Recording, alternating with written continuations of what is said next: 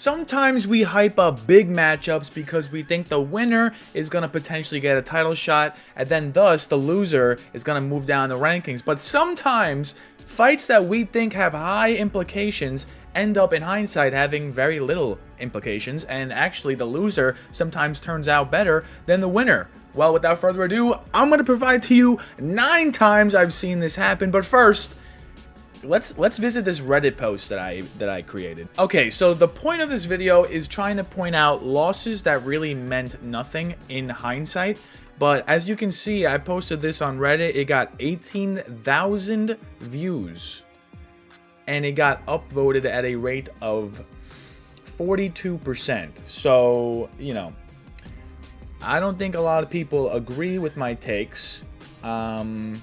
But we're gonna go through the takes anyway. Here we go, a nice slideshow presented by the Finns yet again. I know I am a Canva pro at this point, but a quick preface. Okay, I feel like my lawyers are making me read this because Reddit kind of forced my hand, but you know, I understand every fight matters. Okay, fighters are risking their health and overall well-being by entering the octagon. So to say a fight doesn't matter, you know, you might think I'm an ignorant person, but here's the criteria I established for this list. So the losing fighter, they didn't lose any stock with the loss, or the losing fighter fought for a belt right in their next fight, or the losing fighter got a #1 contendership even though they lost and then fought for the belt, or the fight was a fluke injury, or the two rematched anyway, thus providing that the first one didn't really matter. So here's all the criteria. Here's all the criteria for the list you're about to watch, okay? With that being said, the first fight I want to discuss is Curtis Blaydes defeating Tom Aspinall. At the time, this was going to be like a #1 contender spot. Curtis Blaydes defeated him in the first round because Aspinall, like, his ACL broke, something happened with his leg. Blaydes was given Sergey Pavlovich. He got knocked out in the first round. What happened with Aspinall? He got Tybura. He knocked him out in the first round. Then he got Sergey Pavlovich anyway. So both Blaydes and Aspinall found their way to Sergey Pavlovich. Blaydes failed. Aspinall knocked him out in round 1. So we can look back at this fight and say there weren't really a lot of implications because both fighters ended up fighting the same guy in the near future.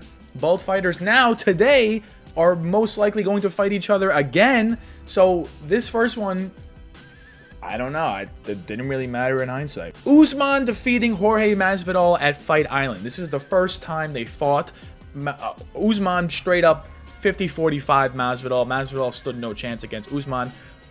The reason why it's on this list is because Masvidal got another title shot in his very next fight. He fought Usman again. Yes, we all know he got knocked out and sent to the Shadow Realm, but the fact that he got a rematch, it just makes it so that the first one, it didn't even matter. Masvidal took it on 6 days notice. He already basically knew he was gonna get a rematch because of how short notice he took the fight. He was doing a big favor for the UFC.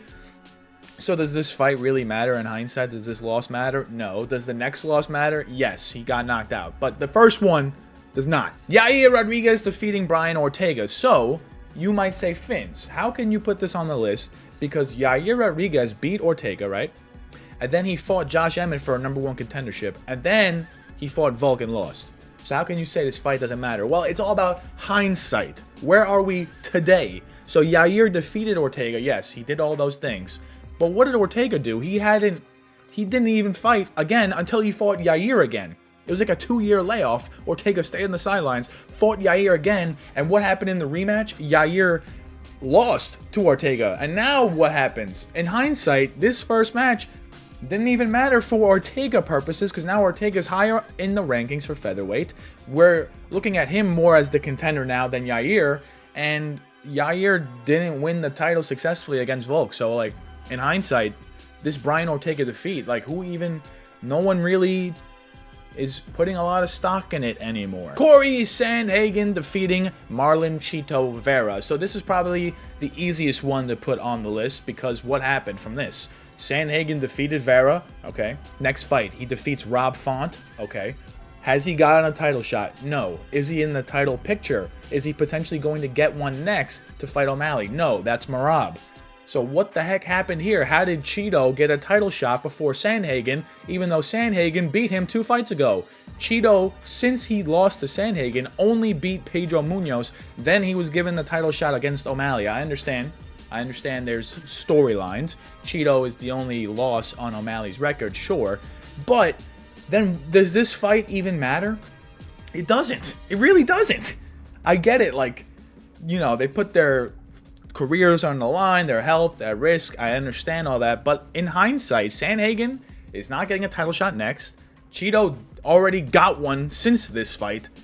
So this doesn't matter. Paulo Costa defeating Yoel Romero. So actually, I remember this a little differently in my head. I did not originally include this in the list. But if you look back at the Sherdogs, you look back at the timeline, Paulo Costa defeated Yoel Romero. But guess what? Israel Adesanya's next title defense after this fight was not against Paulo Costa. It was actually against Yoel Romero. And Yoel Romero lost. I understand it was a very close fight, but Costa won. But Romero got the title shot after this loss, literally in his very next fight. So how can you say that this fight mattered in hindsight? It didn't. It really, like, I guess, you know, it was one of the best fights of all time, let's be real. It was a really good 3-round middleweight fight. They were both slamming and banging. Great fight, don't get me wrong. But Yoel Romero got the title shot. Costa did not. Costa got it. Yes, Costa got it in his next fight, but he waited until after Romero Izzy. So it's hard for me to say in hindsight that this loss mattered for Yoel Romero because he got a title shot next. Jared Cannonier defeating Sean Strickland. Now, this is a good one. Jared Cannonier defeats Sean Strickland. Okay. Jared Cannonier defeats Marvin Vettori. Has he fought since Vettori? No. Those were his last 2 fights on his record, on his Sherdog, on his Tapology. We look at Sean Strickland. Strickland lost to Cannonier. You might say Fins. When he lost to Cannonier, it definitely affected him. Yes, certainly it did, because he had to fight 2 more fights, and then he got a title shot. He defeated Nasruddin Imavov and Abus Magomedov.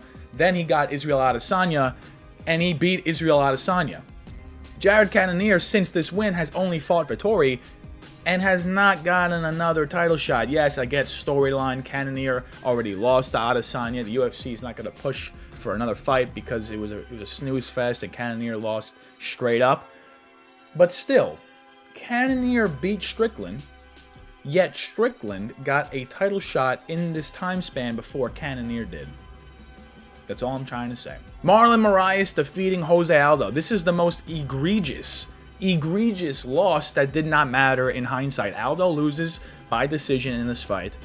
But the thing is, all of MMA media, all of Dana White, even Dana White was like, yo, we all know Aldo won that fight, right, fam?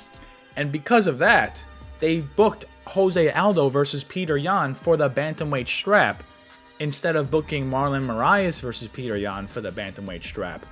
So they completely scummed Marlon Moraes, even though he was next in line.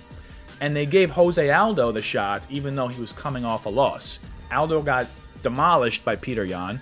The thing is, though, I guess if we're going to double hindsight this, so hindsight number 1 would be, well, the loss didn't matter because Aldo got a title shot next. But hindsight number 2 is that Moraes, after this fight, went 0-7 to finish his career and got brutally finished in all 7 of those fights. So if we're gonna like put our hindsight double cap on, maybe this loss actually did matter, or maybe this fight in general just didn't matter. But you get what I'm trying to say. And that rounds out the list, but I'm just gonna go over a couple ones I didn't mention, didn't feel like it was worthwhile because I just feel like I would just get roasted for these takes, so I just try to keep them hidden. But still, Paul Craig defeating Magomed Ankalaev and Paul Craig defeating Jamal Hill.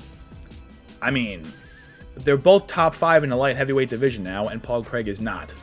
These fights, they kind of put them down a peg, but still, they were maintaining their upward trajectory, Magomed and Jamal. So I don't really think these losses matter that much on their resume. Francis Ngannou defeating Cyril Gane. The reason why I put this on the list originally is because Gane, since he lost this fight, he fought Tai Tuivasa, and then he got John Jones for the title again. So Cyril Gane, his stock may have diminished from this fight, but he still got a heavyweight title shot 2 fights later. So how can you say that this loss really mattered for him because he got another shot later? That's what I'm trying to say. Habib defeating Gaethje. Now, you might have seen this and just started laughing. But the reason I do this is because Gaethje lost, right? Habib retires. Now there's no one holding the lightweight strap. And all of a sudden, Gaethje fights Chandler.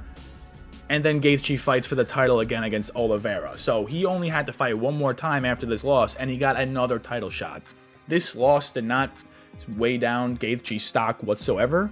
And he's still seen as a top 5 lightweight in the world today. So I don't think this loss really mattered in hindsight for Gaethje. Then we look at the honorable mentions. Jan defeating Rakic.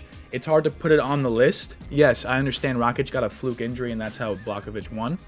But it's hard to put it on the list because we don't really know if Rakic is gonna actually fight for a title now, you know? He's fighting Yuri. I think he's gonna beat Yuri. I'm pretty sure he's the underdog. But we don't really know the consequences of that yet. Lupi Godinez and Manny Fiorot both defeating Tabitha Ricci.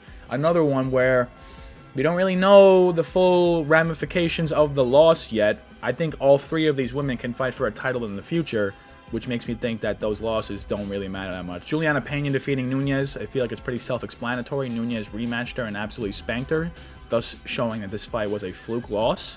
That doesn't matter. Colby Covington losing to Usman twice. Yes, some people may argue that Covington should have won at least one of those fights, but guess what? He lost to Usman twice, beat Masvidal, and then got another title shot against Leon Edwards. So these losses didn't really matter for his stock, I guess. And then Gamrot defeating Saryukin as the last honorable mention. The reason why it's on the list is because, look at the lightweight picture now. So Arman and Gamrot are both top 5. They're both in the title picture, regardless that Gamrot beat Saryukin. And Saryukin is actually better positioned in the lightweight ladder now because he's about to fight Oliveira for a definite #1 contender shot. So you might say, Fins, this loss actually did matter because Gamrot got Beneil next. He lost. That fight should have been Saryukin's. If Saryukin knocks out Beneil like he did in their actual fight at that point, Saryukin's career could be 2 years earlier. I understand the arguments, but alas. And thank you for getting to the end of another Fins Chats video. We are blowing up lately. When I say blowing up, I mean I'm getting more than 10 views on a video, which is crazy numbers. Make sure you leave a like, a comment, a subscribe. We're going to be posting a lot. Instagram, Twitter, not TikTok. It's banned, I guess. I don't know. Make sure you have a great day, you said.